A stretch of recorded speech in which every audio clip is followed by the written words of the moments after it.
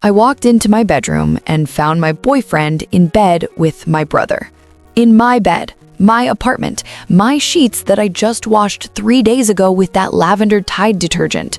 They weren't watching TV, they weren't playing video games, they were naked, together. And when they saw me standing in the doorway, you know what my brother said? "Sis, it's not what it looks like." Not what it looks like? I have 2 working eyes, Jake. But that's not even the worst part. You want to know the worst part? When I told my mom, when I called her sobbing, hyperventilating, barely able to breathe, she said, "You need to forgive your brother. Family comes first. Tyler was just a boyfriend." Just a boyfriend? 2 years. Just a boyfriend? So yeah, my brother is a cheating loser, my ex is a cheating loser, and my mom chose them over me. And if you're sitting there thinking I should have forgiven them, close this video right now. You're exactly the problem. Let me paint you a picture of what my life looked like 6 months ago, because you need to understand how perfect everything seemed before it all went up in flames. His name was Tyler. I know. Red flag number 1 should have been dating a guy named Tyler, but hindsight is 20/20, right? We met junior year of college at a house party. I was nursing a truly disgusting vodka cranberry in the corner, trying to avoid my ex who showed up uninvited, and Tyler just appeared, like some kind of rom-com meet cute. "You look like you'd rather be anywhere else," he said, handing me a fresh drink. "Me too. Want to get out of here?"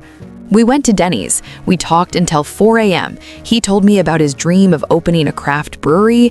I told him about my plan to teach high school English. He thought that was the coolest thing ever. He didn't make fun of me for ordering the moons over my hammy at 4 in the morning. He paid for everything and didn't make it weird. For 2 years, Tyler was it for me, you know? He'd come to my apartment after his shift at the gym, and we'd watch The Office for the millionth time. He got along with my roommates. He remembered my dad's birthday, even though my dad passed when I was 16. He was there when I bombed my teaching methods midterm and cried in the library for an hour. My friends loved him. My brother, Jake? Oh, Jake loved Tyler. They'd play Call of Duty together while I graded papers. They'd go to the sports bar downtown to watch football. Tyler even helped Jake move into his new apartment last summer, carrying boxes in 95-degree heat without complaining once. I remember thinking, wow, I'm so lucky my boyfriend and my brother get along. I thought it was a good thing. I thought it meant I was building the kind of life you see in Pinterest boards and Instagram highlight reels. I was so stupid. It started with a feeling, you know the one, that weird crawling sensation in your gut that something is off, but you can't put your finger on it. Like when you leave the house and you know you forgot something, but you can't remember what. Tyler started acting different around March. Little things at first. He'd be on his phone, and when I'd walk into the room, he'd flip it face down, fast, like he was hiding something. When I asked him about it, he'd laugh it off.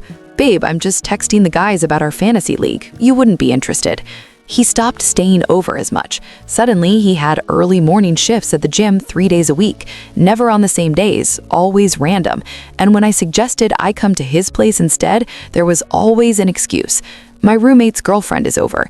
The place is a mess. I don't want you to see it like that. I'm just really tired. Can we do tomorrow?" Tomorrow never came. And then there was the cologne.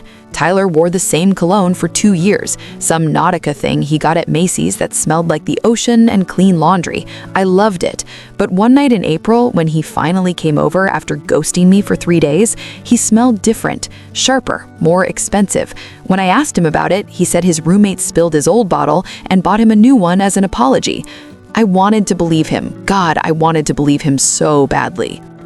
Have you ever had that moment where you know something is wrong, but everyone around you is telling you you're crazy? Drop a broken heart in the comments if you've been there, because I need to know I'm not alone in this. It was a Tuesday. I remember because I had just gotten back from Target. I'd gone to buy storage bins for my summer clothes and somehow left with $150 worth of stuff I definitely didn't need. Classic Target run, right? Tyler's car was in my apartment complex parking lot, his silver Honda Civic with the dent in the back bumper from when he backed into a pole freshman year. But here's the thing, he wasn't supposed to be there. He told me that morning he had to cover someone's shift and wouldn't see me until Thursday. My heart started pounding. I'm talking full-on panic attack mode. My hands were shaking so bad I dropped my keys twice trying to unlock my door. The apartment was quiet. Too quiet. My roommate was at her boyfriend's place for the week. It was just supposed to be me. I walked down the hallway toward my bedroom, and I heard it. Laughing. Tyler's laugh. That deep, rumbling laugh I used to love. The one that made me feel safe. But he wasn't alone. There was another voice. Male. Familiar. So familiar it made my blood run cold before my brain could even process who it was. I pushed open my bedroom door, and there they were. My boyfriend, my brother, in my bed, in my apartment, in my sheets. I don't remember screaming, but I must have because they both jumped about 3 feet in the air. Tyler scrambled for his jeans. Jake just sat there, frozen, like a deer in headlights. What the hell is this? My voice didn't sound like mine. It was high-pitched, hysterical. What the hell is this? Tyler was stuttering, actually stuttering. Babe, wait, I can explain. Explain? I was laughing now. That crazy laugh you do when your entire world is crashing down and your brain can't process it. Explain what, Tyler? Explain how my boyfriend is in my bed with my brother? Jake finally found his voice. Sis, listen, don't you dare call me that right now. I was shaking. I wanted to throw something. I wanted to scream until my throat bled. Get out, both of you, get out. Tyler tried to reach for me. He actually tried to touch my arm, like that would fix anything. I jerked away so fast I almost fell over. Don't touch me. Don't ever touch me again. They left. Tyler kept trying to apologize. Jake wouldn't even look at me. I locked the door behind them, and then I just collapsed, right there in my hallway. I called my best friend, Mara, and I sobbed so hard I threw up. I thought that was the worst part, finding them together. The image burned into my brain forever, my safe space violated in the most disgusting way possible. But I was wrong. It gets so much darker, because what happened next? That's when I realized the betrayal went deeper than just Tyler and Jake. If you're watching this, do me a favor and hit that subscribe button, because you're going to want to follow this story to the end. Trust me. I didn't call my mom right away. I couldn't. How do you even start that conversation? Hey mom, just found Jake sleeping with my boyfriend. How's your Tuesday? She called me first, 2 days after it happened. I was still in bed, hadn't showered, living off goldfish crackers and spite.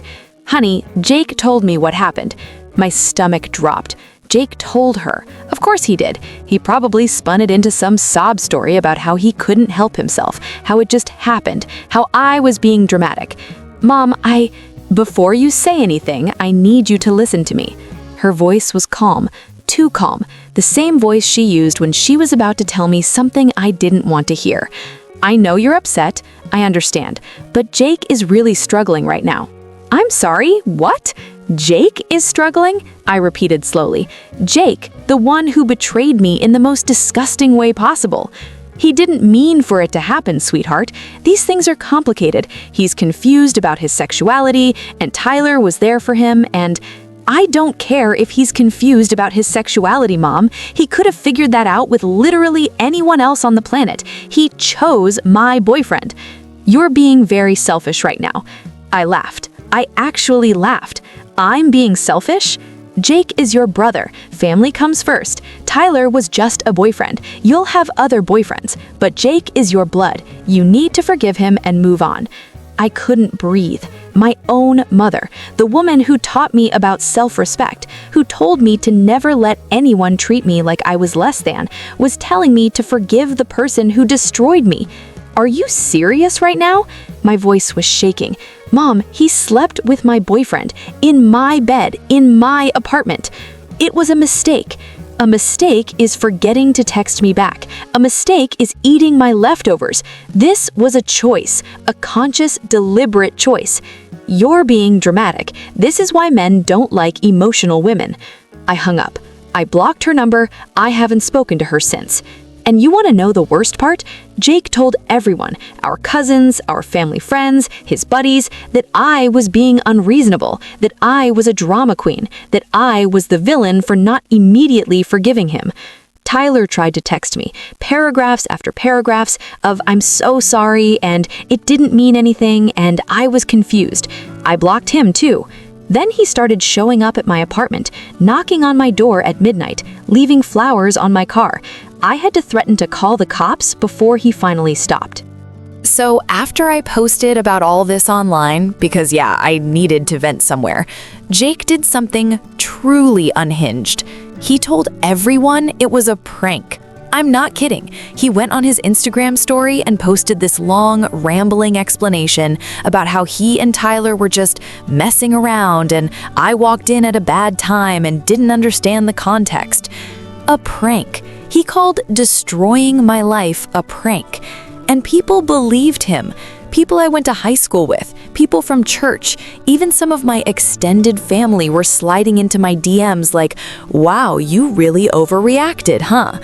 I was getting messages calling me a bad sister, calling me dramatic, calling me a liar. Let me make something very clear right now. Anyone who defends a cheater is just as bad as the cheater themselves. I don't care if it's your brother, I don't care if it's your mom, I don't care if it's your childhood best friend. If you side with someone who betrayed me like that, you're telling me that my pain doesn't matter. You're telling me that loyalty means nothing. You're telling me that I should just roll over and take it. And I'm not doing that. Not now, not ever. But here's where it gets good. Because karma, she's real, and she's petty, and I love her. 3 weeks ago, Tyler got drunk at a party, like sloppy drunk. The kind of drunk where you start telling everyone your deepest secrets because your brain-to-mouth filter completely shuts off. And he told someone, a mutual friend, bless her heart, the truth, the whole truth. It wasn't a one-time thing. Tyler and Jake had been hooking up for months, since January, maybe even December. Tyler would come over to hang out with Jake while I was in class. They'd meet up at Tyler's apartment when his roommate was gone. They'd sneak around behind my back while I was planning our future. The cologne I noticed in April, Jake bought it for him as a gift, a romantic gift. All those nights Tyler said he had early shifts, he was with Tyler. All those times Jake said he was too busy to hang out with me, he was with Tyler. They gaslit me for months. They let me think I was crazy for having doubts. They let me believe I was a bad girlfriend for being insecure. And the worst part, when I confronted them in my bedroom that day, they'd been planning to tell me. Together. They were going to sit me down and explain that they fell in love and they didn't mean for it to happen, and they hoped I could be happy for them. They wanted my blessing to date each other after what they did. So to everyone who's been in my DMs defending Jake and Tyler, calling me heartless, telling me I should forgive and forget, block me, unfollow me, get out of my life. I don't want your energy anywhere near me. My brother is a loser, my ex is a loser, my mom chose them over me so she can stay on their side. I'm done trying to make people understand why what they did was wrong. If you don't get it by now, you never will. But to the people who sent me kind messages, who reminded me that I'm not crazy, who shared their own stories of betrayal and told me it gets better, thank you from the bottom of my heart. Thank you. I'm doing great now. I really am. I'm about to graduate college. I'm moving to a new city for my teaching job. I blocked everyone who doesn't serve me, and I'm starting fresh. I don't have closure. I probably never will, but I have something better. I have my dignity. I have my self-respect, and I have the knowledge that I'll never be the kind of person who betrays someone I love. Jake and Tyler can have each other. They deserve each other. And me? I deserve so much better. This is my last post about this situation. I'm moving on. I'm done giving them space in my head. But I wanted to say this one final time for everyone in the back. You don't owe anyone forgiveness. Not your family, not your friends, not the people who broke you. You owe yourself peace. And sometimes peace means walking away and never looking back. That's it. That's my story. If you made it this far, thank you for listening. Drop a heart in the comments if you've ever had to cut off family for your own sanity. Let me know I'm not alone. And to Jake, Tyler, and my mom, if you're somehow watching this, I hope it was worth it.